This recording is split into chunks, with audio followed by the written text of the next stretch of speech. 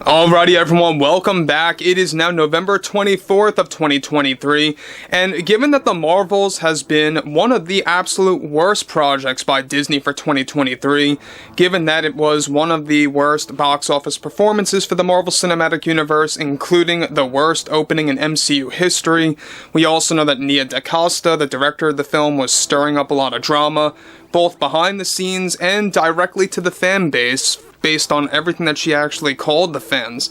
And we also know at the same exact time that Kevin Feige has really been losing his mind about everything that has been happening with the Marvels and how it's deeply impacting his reputation. This is Mike Zero. Subscribe if you're new and like this video to see future updates. I'm also on Twitter at Mike01. I thank you also very much for the great and kind support.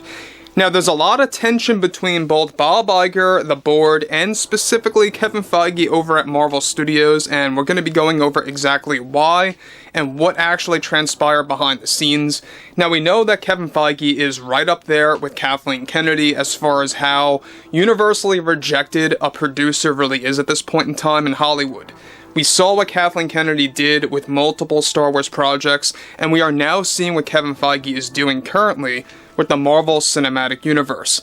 Now, we gotta remember that Fantastic Four and Blade, those two projects, the reason why they're so controversial right now, has a lot to do based on what Kevin Feige is pushing for those movies, and we'll talk about that a little bit later. But what's really interesting has a lot to do with what Bob Iger did against Kevin Feige as a result of the Marvel's box office disaster. Let's get into it.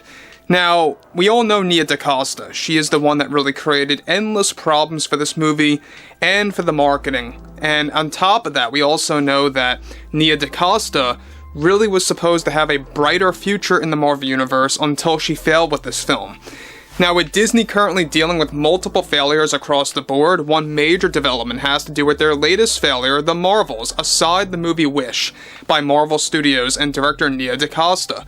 A crucial update to this ongoing drama is that it involves Kevin Feige of Marvel Studios and what Disney recently did to him behind the scenes as a result of hiring Nia DaCosta and encouraging Disney to use her for the project. As of now, one plan that was just greenlit by Bob Iger and the Disney board that is being pressed on Kevin Feige is that Bob Iger is now immediately cutting the budgets of all Marvel movies and TV shows that have yet to enter principal photography or have not been announced just yet. This involves all the Avengers films and the already announced movies to begin with, along with the TV shows for Disney Plus along with it. This budgeting restriction is best described to create a sharp decline in funding aside from Bob Iger's cost containment plan, which is doubling up on backing off on the funding of Marvel projects. Spending, of course, for set builds, the hiring of actors with stardom power, along with other aspects such as more cutbacks on the number of crew members working on a project will all be part of this new strategy moving onwards. In addition to this, Bob Iger is also taking away some leadership power from Kevin Feige at Marvel Studios. All specifics are currently unknown at this time. However, one very revealing aspect about it is that Bob Iger is already stripping Kevin Feige from holding the ability to hire certain directors, writers, and actors on his own without, of course, the casting directors for the actors. This comes as a result of Iger wanting to cut back on funding for Marvel projects after Kevin Feige was the one responsible for hiring Nia DaCosta and convincing Disney to give her that 10-project movie deal / TV shows as well. Now, guys, let me just pause here quick. Now, you guys may not know this, but we talked about this.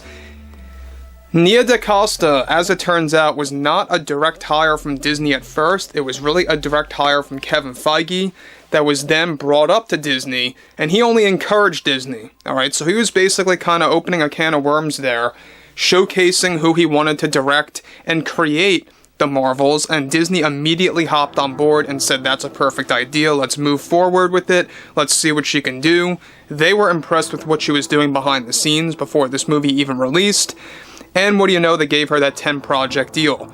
Now, about that deal, we talked about this. It involved directing some episodes here and there for different TV shows on Disney Plus, and specifically 2 movies. We'll get into this more.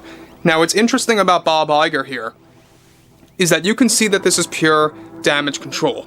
I think Bob Iger believes that by doing this and taking action on Kevin Feige and really taking more serious control over Marvel Studios, kind of really overseeing the process of this a little bit more closely, has to show you that they are really walking on eggshells at this point. Disney really believes that at this point in time, every single release moving onwards could very well be another box office failure. But you know what surprises me? And at the same exact time, well, it's not all that shocking, to be honest. As long as they keep throwing DEI in there, which they plan on doing, they're only going to create worse and worse box office situations for themselves. It's only going to keep declining, and it's not going to have a resolve in the future. So moving onwards here, on top of that, another action that Bob Iger is pressing on Kevin Feige is that he was supposed to be in full control over the roadmap of the Marvel Universe for the years to come. This includes how it's going to be organized, release dates, the spacing of films and TV shows, etc. Disney is now stepping in to reorganize the timeline of the future roadmap of Marvel, and of course for the TV shows along with it, and that certain privileges that Kevin Feige held before the Marvels even released is getting wiped out by January of 2024, with Feige set to have far less privileges at Marvel Studios starting in that year. This could be better or worse, however this does not show any kind of an improvement at all, as Disney is still doubling down on their usage of DEI and ESG into their films and TV shows for Disney+. Now this goes for Lucasfilm projects as well, aside from Marvel. Bob Iger took these actions after Kevin Feige has been relentless in defending Nia DaCosta in an attempt to have Disney reinstate her for that 10-project deal, which was a combination of movies and shows that she was fired from.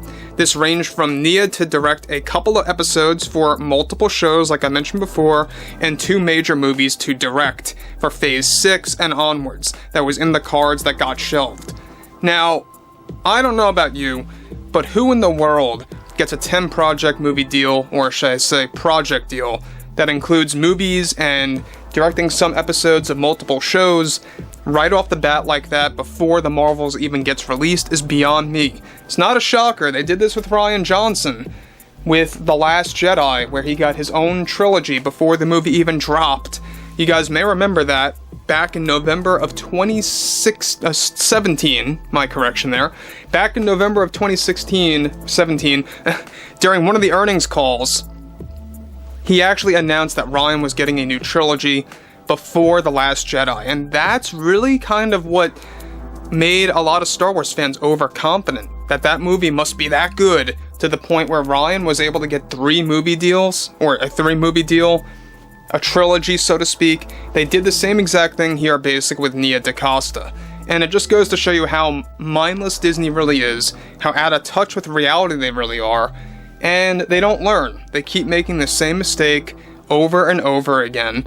They're like a broken record, and it's not going to stop spinning. So overall, I would love to hear what you all have to say about what Disney is doing to Kevin Feige. Do I think it's going to fix anything? I highly doubt it. I think it's just going to make things worse, to be honest. But I would like to hear your opinion below in the comments, and if you guys did enjoy the content for today, make sure to drop a thumbs up on this video to support the channel, and I will catch you guys later.